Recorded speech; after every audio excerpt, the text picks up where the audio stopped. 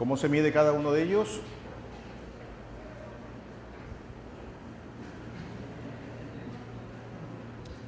Todos dependen de la geometría.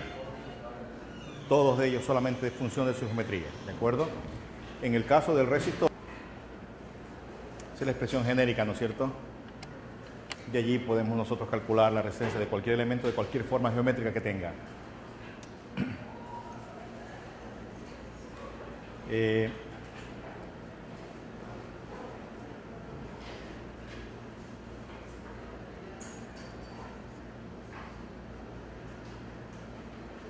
Este es el clásico de sección transversal constante, ¿lo recuerdan? Acá, la capacitancia, aquí era igual, perdón, Q sobre B, así es.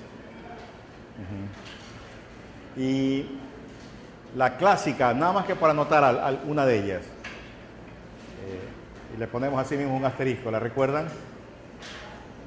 El que está allí. Así es, ¿verdad? Esta palabra. La inductancia, ¿cómo se la mide?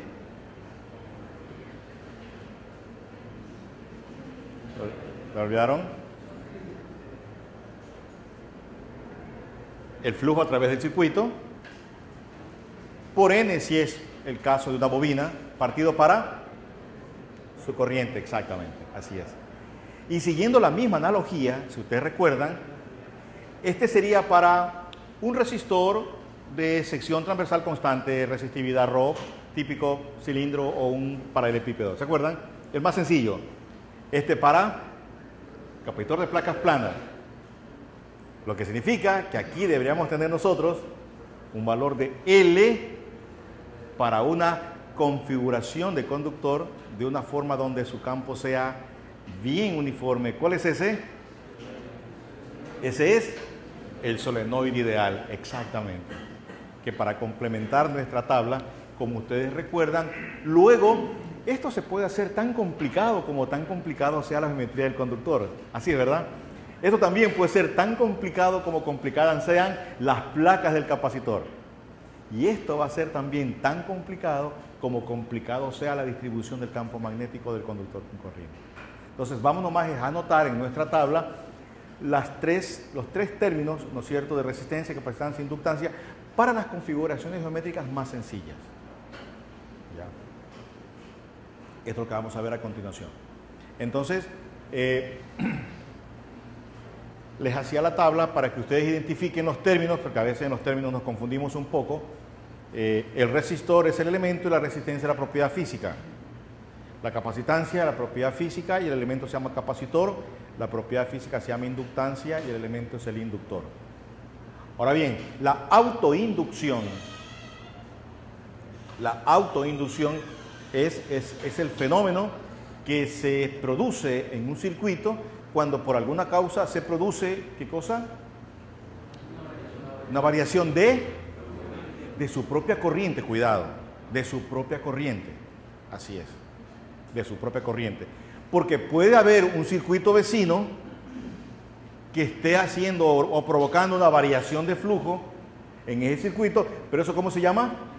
Eso se llama inductancia mutua, exactamente. Eso contribuye con otra FEN adicional, en la que estamos solo interesados en la que el circuito se autoinduce. Entonces, cuando nosotros decimos que se produce una variación de flujo en un circuito, es producido por la variación de su propia corriente. Cuidado, así es. Entonces, la constante de proporción aquí es la que nosotros vamos a llamar la inductancia, exactamente. Entonces, si nosotros integramos cada uno de estos términos, como ustedes saben, hasta que, digamos, la corriente se estabilice, algo más o menos así, y es la forma como vamos a medir la inductancia. Como ustedes pueden ver, miren, si se dan ustedes cuenta, miren, tiene bastante simetría las definiciones. Aquí parecería que la resistencia depende del voltaje y la corriente, igual que acá, ¿no es cierto? Y acá, pero como sabemos, depende de la geometría, que es lo que veremos y demostraremos a continuación. Entonces, como les decía en una clase, esto será fácil de calcular en aquellos problemas donde tengamos conductores con corriente, donde sea fácil calcular el flujo magnético. Así es. Como ustedes pueden observar, el cálculo de la inductancia, calculando el flujo, es un problema bastante complejo. Normalmente se lo hace experimentalmente.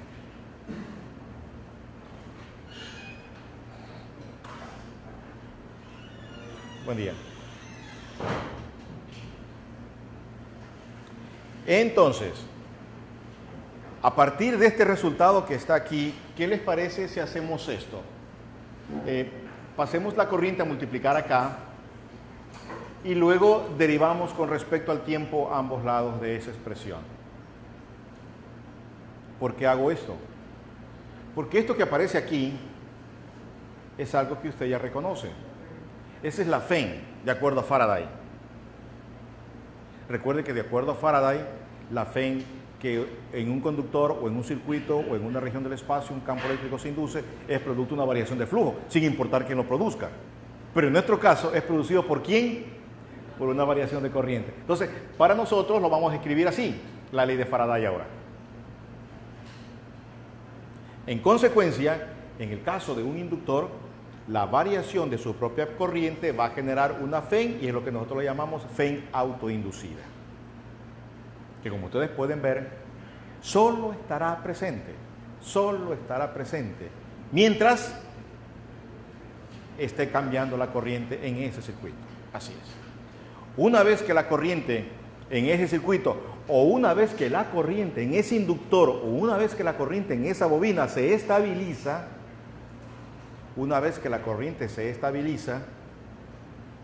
la bobina ya no presenta ninguna oposición al paso de la corriente y la bobina se dice que se comporta como un alambre sin resistencia, lo que ustedes conocen como un corto.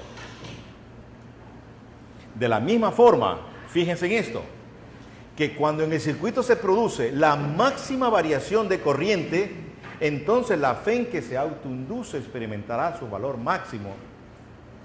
Eso significa que prácticamente la bobina no va a dejar paso de corriente en ese instante.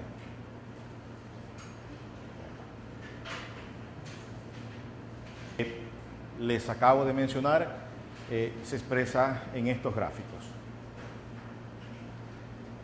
Cuando la corriente es constante o la corriente se estabiliza, no hay variación de flujo, por lo tanto, la bobina se le comporta como un alambre sin resistencia, como un corto. Pero, si la corriente aumenta en este dispositivo, la bobina se va a autoinducir una FEN apareciendo exactamente en dirección contraria, como usted puede ver.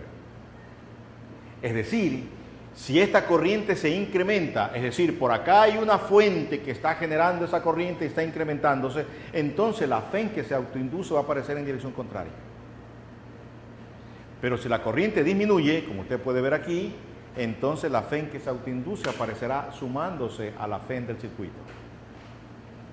Pero todo eso mientras la corriente esté variando.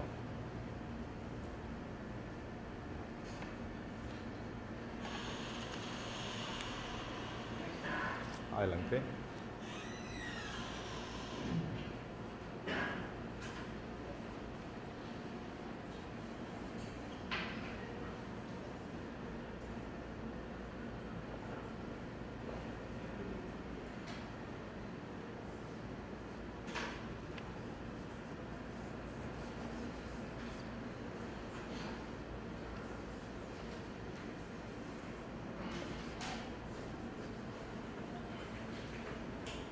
Antes de seguir avanzando, quiero que ustedes presten atención, ya que las características de la bobina que estamos viendo en este momento se presentan cuando ella está conectada a una fuente de tensión continua, que es completamente diferente cuando esta bobina está conectada a una fuente de tensión alterna, digamos una señal de tensión de esta forma. En este caso, en el instante en que usted cierra este interruptor,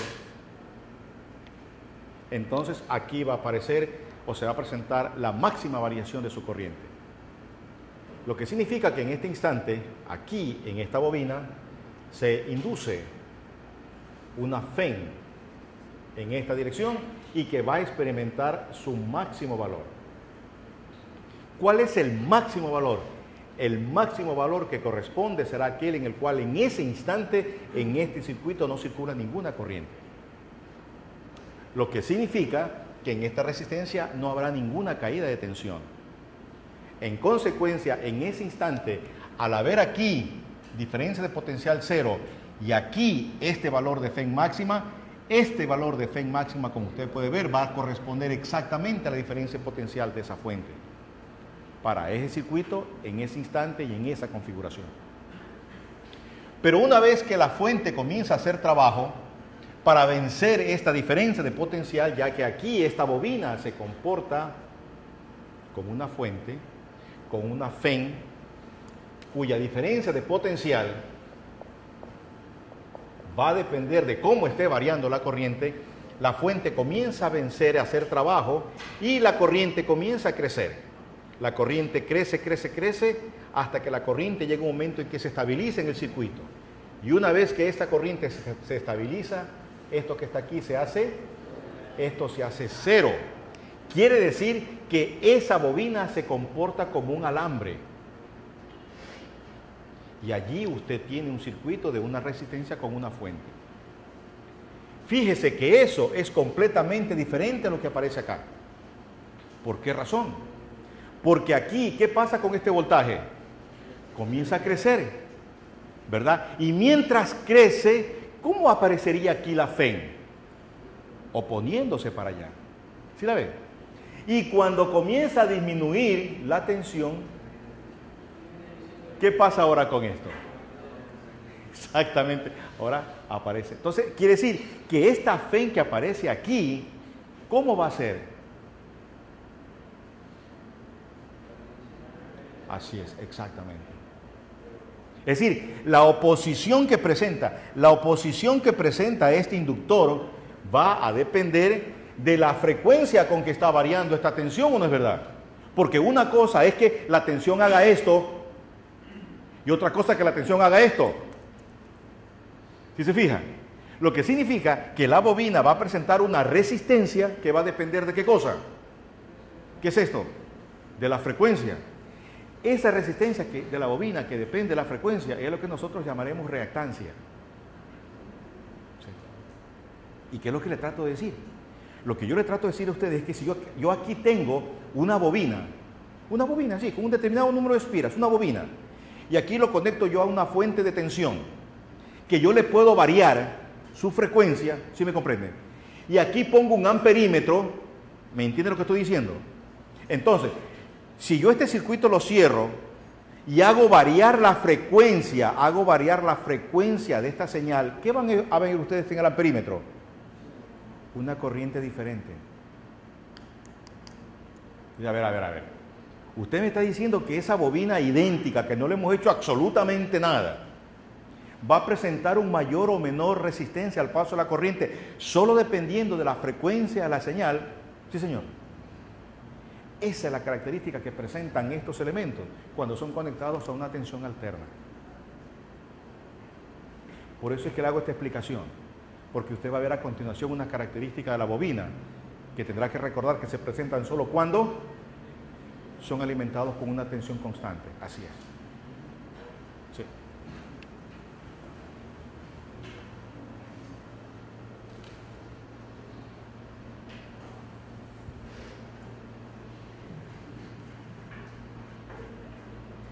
Son las unidades, ¿cierto? Como ustedes saben, las unidades de la inductancia y de la inductancia mutua es el Henry.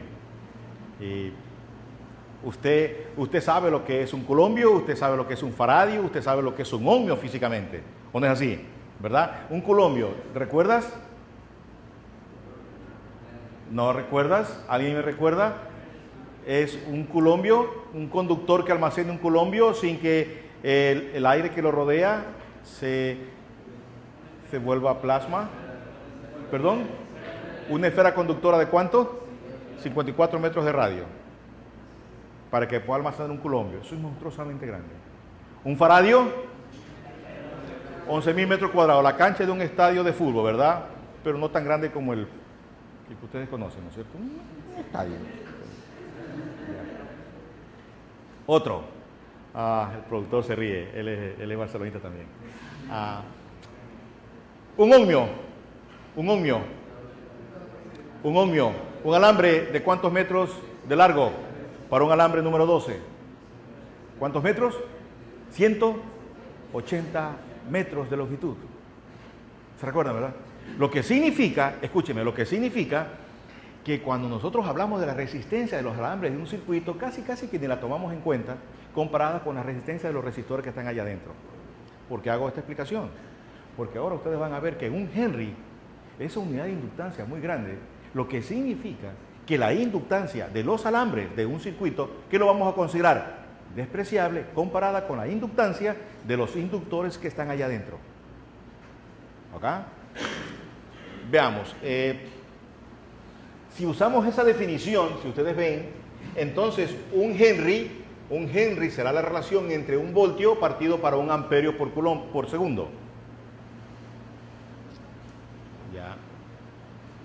Pero si usamos la definición de cómo vamos a medir la inductancia, entonces esto sería, flujo es campo por área, esto sería un Tesla metro cuadrado y esto sería un amperio.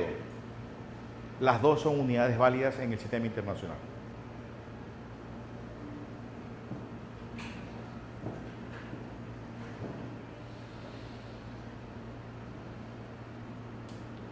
¿Por qué utilizamos el solenoide ideal o el solenoide como el prototipo del inductor en los circuitos?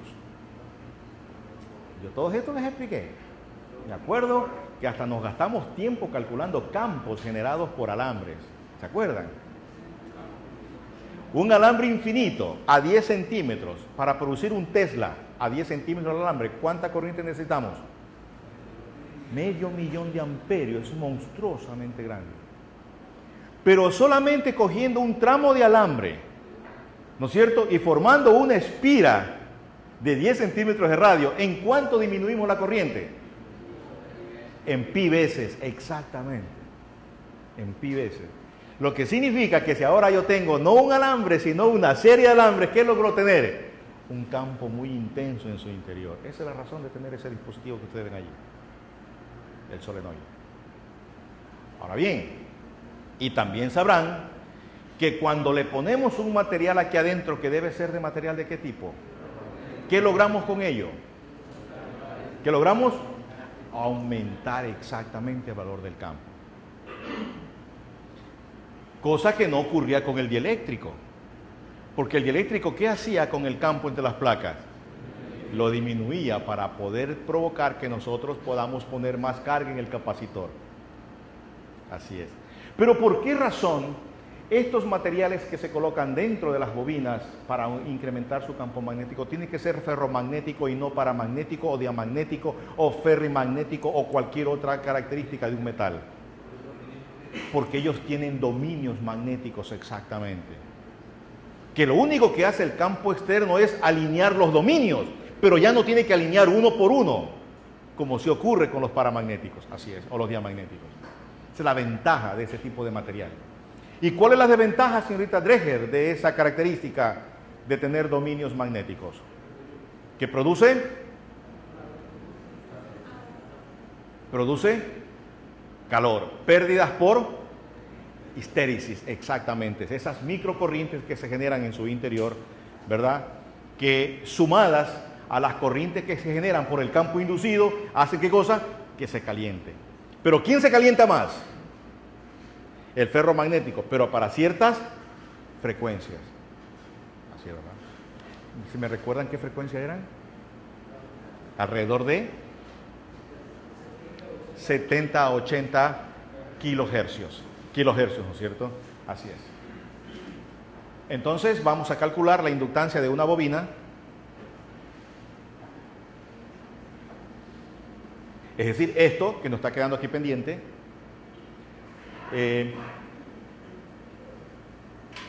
similar a lo que hicimos para el cálculo de la capacitancia de placas planas, donde el campo era uniforme. Aquí el campo magnético es uniforme allá adentro, y tiene este valor, nu sub 0 i, esto es nu sub 0 n por i, esta es la n pequeña, el número de espiras por unidad de longitud, y este es el área de la sección del solenoide. Yo necesito n por phi, entonces multiplico esto por el número de espiras, y aquí voy a hacer algo, vean,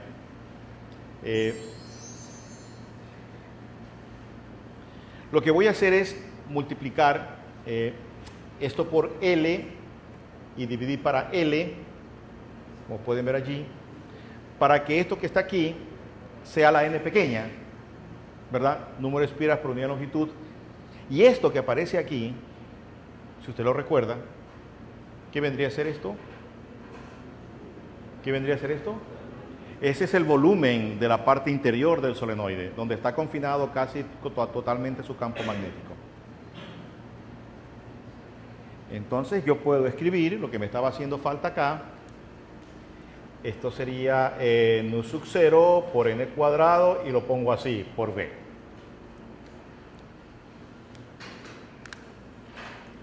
Lo dejo allí para que ustedes vean los términos. Lo pongo acá compacto para que usted lo relacione con la geometría que aparecía para el capacitor y que aparece para el resistor.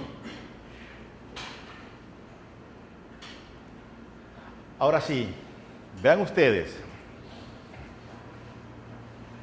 para que tengan una idea. Yo quiero construir, aquí ayúdenme ustedes con su calculadora, yo quiero construir un solenoide, y es un solenoide bien grande, de 5 centímetros de diámetro, 30 centímetros de longitud,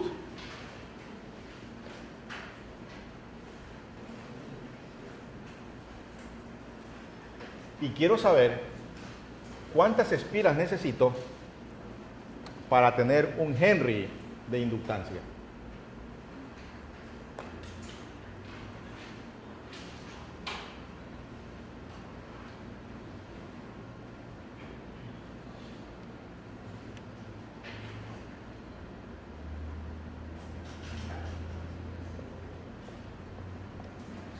Esto mide 30 centímetros.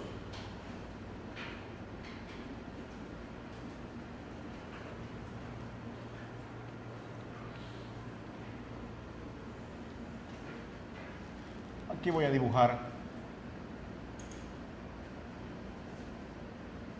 la sección transversal de mis alambres, nada más para poner aquí una fila. Ustedes me van a decir cuántas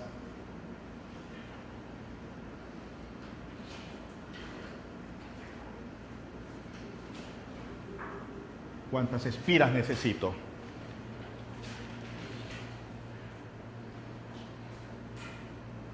Ustedes se van a dar cuenta, un Henry, qué tan grande es eso de inductancia.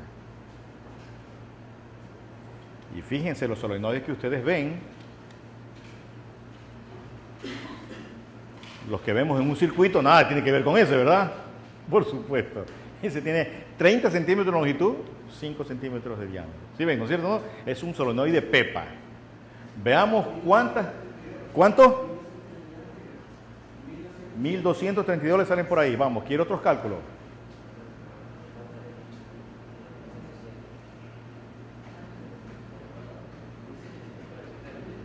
Perdón. 5.500, 1.000 y pico. Habla en serio. Una sola debe ser la respuesta. 5.513.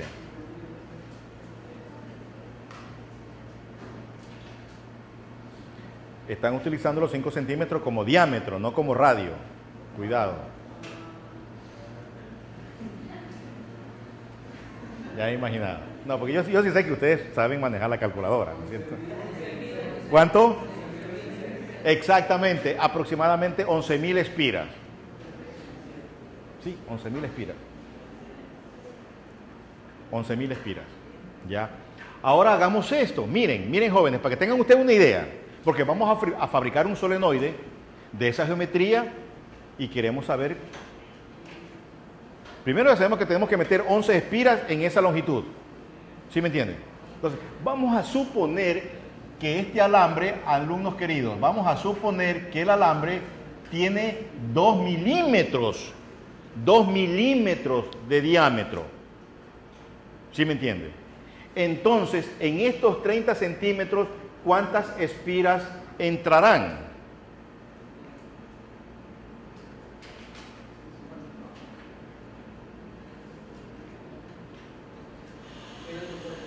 Perdón, 150, ¿verdad? 150 espiras. Y en el mejor de los casos, el doble si el alambre fuera más finito. Sí, sí me entienden. Ah, entonces, ¿qué me queda?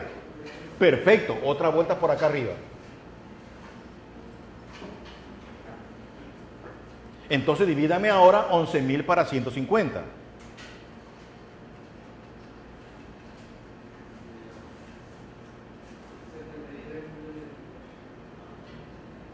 ...73 vueltas... en ese cilindro. Ponen en un torno y el alambre va y viene. ¿Cuántas veces? 73 veces. ¿Cuál es la idea que tienen? Que un Henry, ¿qué es? Es una cantidad muy grande de inductancia.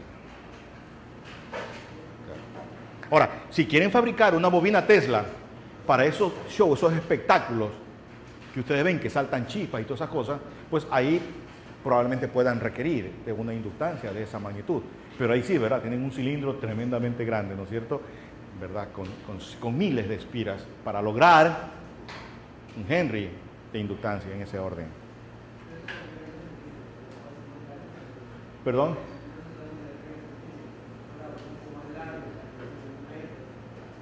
No, sí, tienes razón, lo podemos hacer más largo, lo podemos hacer también más de mayor diámetro.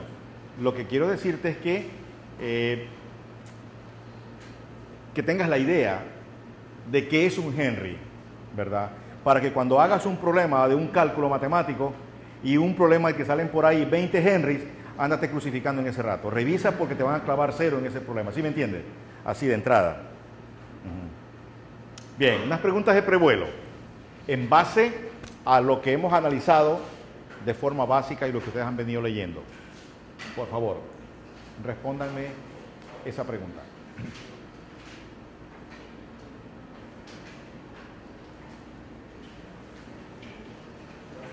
Dígame, joven. Dígame.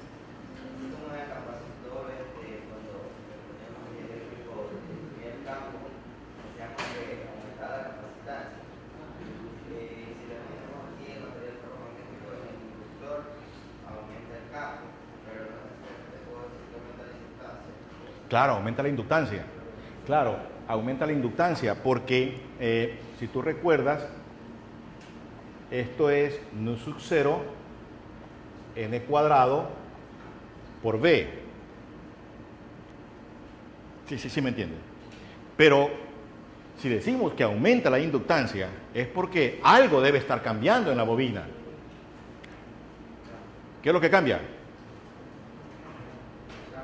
¿Perdón? Pero ¿qué es lo que cambia de esos términos que están allí para que tú digas que has aumentado la inductancia introduciéndole en ese espacio del solenoide, introduciendo en el espacio, en el solenoide? ¿Sí me entiende? Aquí ya no es esto.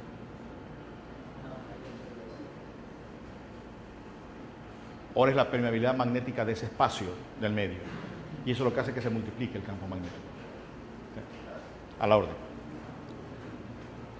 Y hay permeabilidades magnéticas, es decir, hay materiales que tienen una susceptibilidad magnética, es decir, tienen una capacidad diferente, distinta a un campo magnético externo. Mira, hay materiales que con una cierta susceptibilidad magnética, que si tú aplicas un campo magnético en esta dirección, el material responde en la misma dirección, fuerte o débilmente.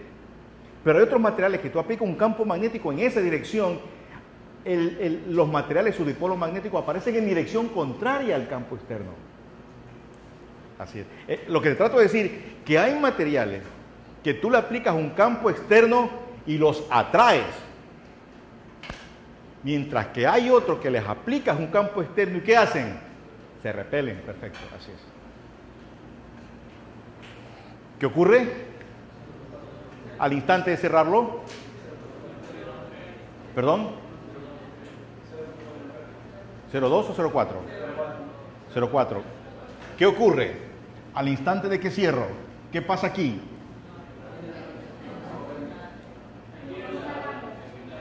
No, cuidado. No.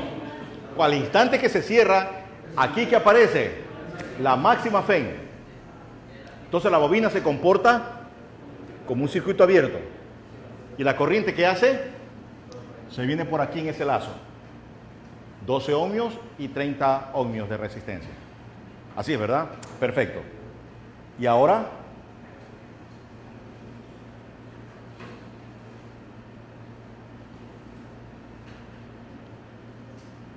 ha permanecido cerrado por un tiempo relativamente largo. Ahora sí, la bobina, ¿qué características toma ahora? Un corto. Imagínense ustedes, un corto. Esta resistencia le hacen un corto. ¿Qué camino sigue la corriente? No pasa por la resistencia. ¿Hace qué cosa? Se viene por acá afuera. Así, ¿verdad? Y con el correspondiente valor de corriente. A ver, ahora voy a poner esta lámina y le voy a preguntar a un estudiante que me explique, pueden comentar entre ustedes, qué pasa con el brillo de ese foco desde el instante que se cierra el interruptor.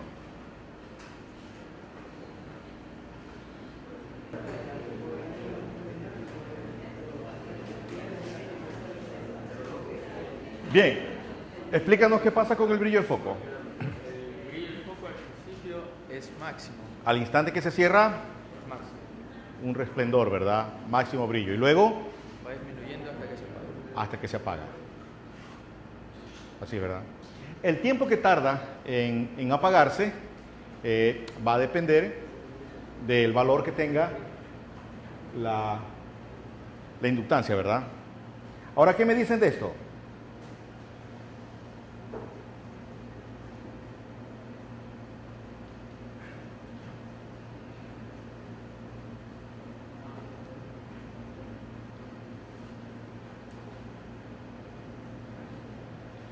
¿Sí?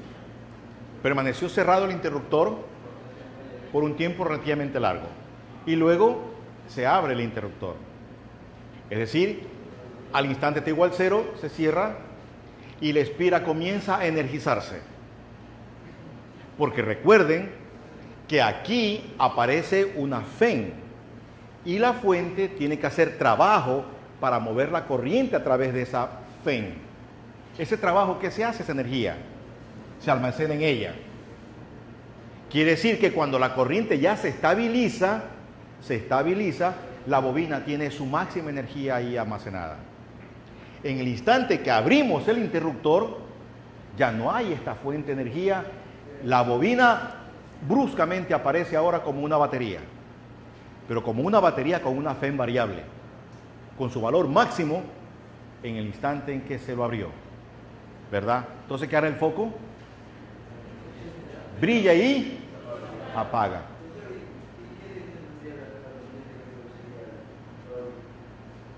La dirección depende de cómo estaba circulando la corriente originalmente por ella. Exactamente.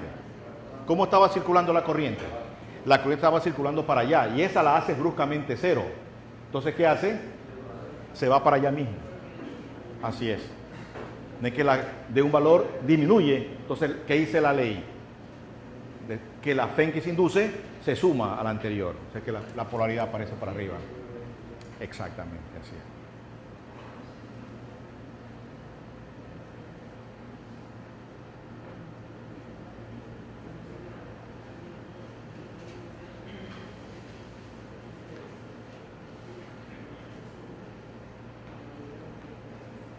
¿Qué es lo que vamos a ver a continuación? Miren. Lo que ustedes identifican hasta el momento es lo que se llaman las condiciones de frontera de una bobina en corriente continua.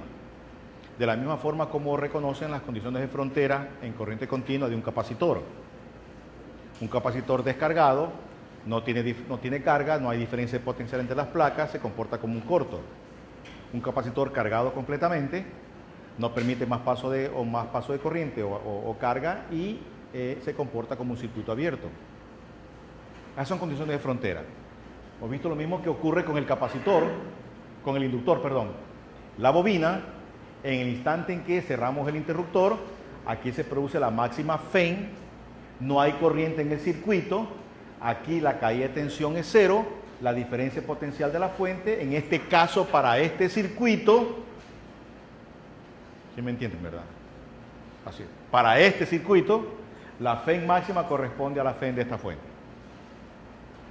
Es decir, la bobina en ese momento se comporta como un circuito abierto. Estas son condiciones de frontera. Este es también una condición de frontera. Cuando la corriente se ha estabilizado, entonces la bobina se comporta como un corto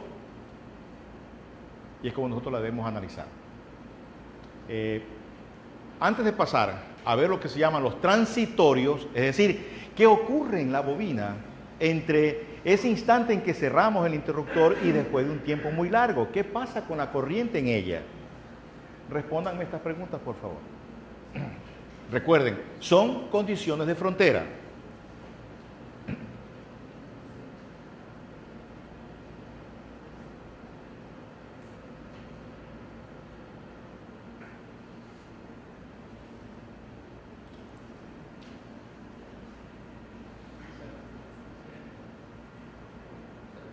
¿Cuánto sería? La corriente cero. Muy bien.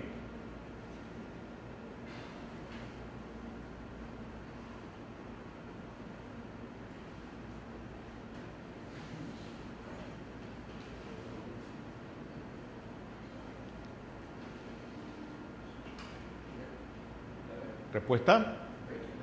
La B. Muy bien.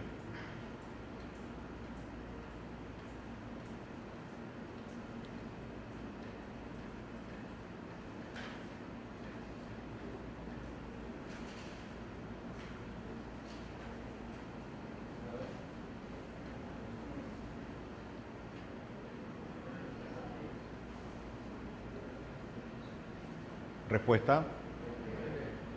¿Están seguros? Sí. ¿La B? ¿Seguros que la B? Correcto. Para este circuito, fíjense jóvenes, para este circuito, cuando el interruptor pasa mucho tiempo en A, fíjense ustedes, la corriente se estabiliza, el inductor está completamente energizado. Pero en el instante en que el interruptor se puso en la posición A, aquí apareció la máxima FEN en la bobina, no hay corriente en este ramal, en este circuito, no hay caída de tensión aquí, no hay caída de tensión acá, en consecuencia, esa FEN máxima es esto. Lo que significa que cuando pasa el interruptor a la posición B, aquí se autoinduce, ¿qué cosa? La FEN máxima nuevamente. ¿Y cuál era la FEN máxima que esa bobina tenía?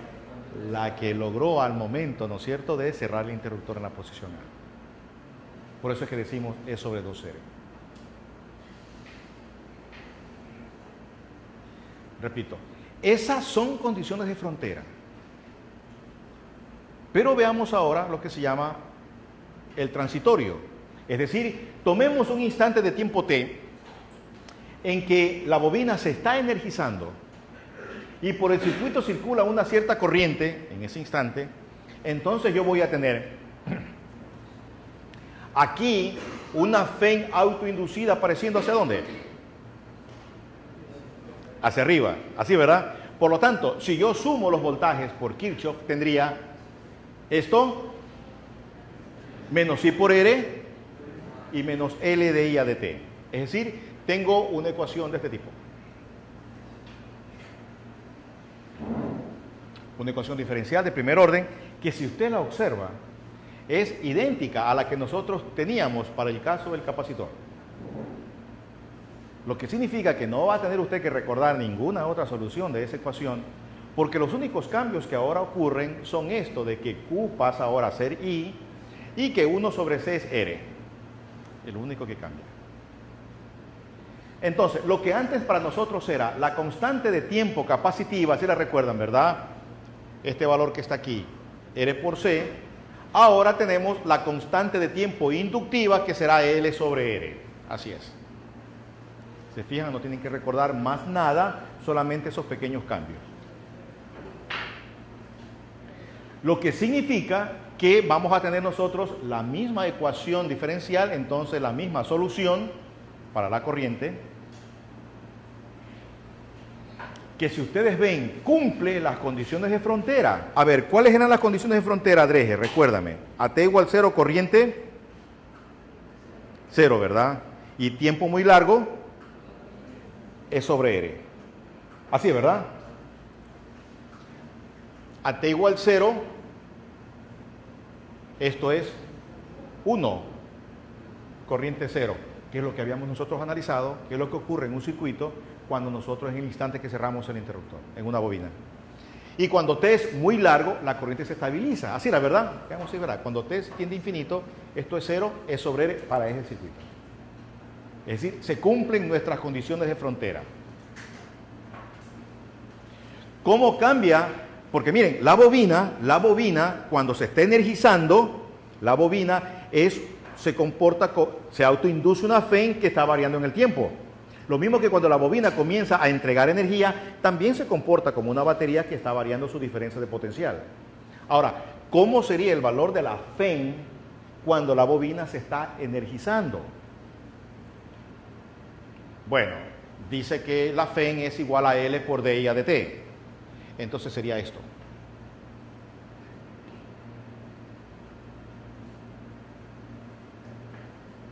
¿Cumple las condiciones de frontera? Claro. A T igual 0, cuando cerramos el interruptor, la bobina se comporta con su FEN máxima, ¿verdad? T igual 0, esto es 1, ahí está E. Tiempo muy largo, la corriente se estabiliza, la diferencia potencial en los extremos de la bobina se hace 0. T muy grande, esto tiende a 0. Es decir, cumple las condiciones de frontera. Y ahí están los gráficos, que son muy simétricos a los que ocurrían en el caso del capacitor cuando el capacitor se cargaba o se descargaba. Aquí la corriente se estabiliza, miren ustedes, también tendrá un 99,3% de alcanzar su valor máximo después de ¿cuántas constantes de tiempo? 5, mis queridos alumnos, igual que los capacitores. Así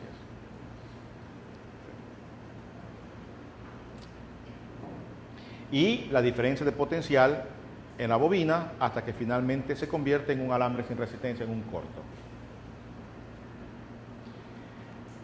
Y para terminar esta parte de los transitorios, veamos ahora cuando la bobina está energizada completamente. Es decir, pasó el interruptor aquí mucho tiempo en la posición A, aquí se estabilizó la corriente, entonces la bobina ha adquirido su máximo de energía. Ahora vamos a pasar el interruptor a la posición B y vamos a hacer que la bobina devuelva esa energía y se disipe a través de la resistencia. Es la misma ecuación anterior, solo que desaparece E. La solución de esa ecuación diferencial es de este tipo.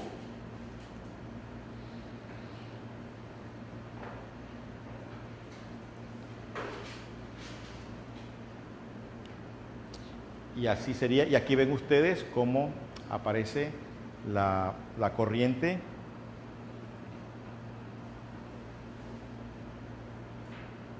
La corriente aparece en la misma dirección, ¿verdad? Y la diferencia potencial se invierte. Cuando se cargaba, aparece así, y cuando ya la devuelve, se invierte la polaridad.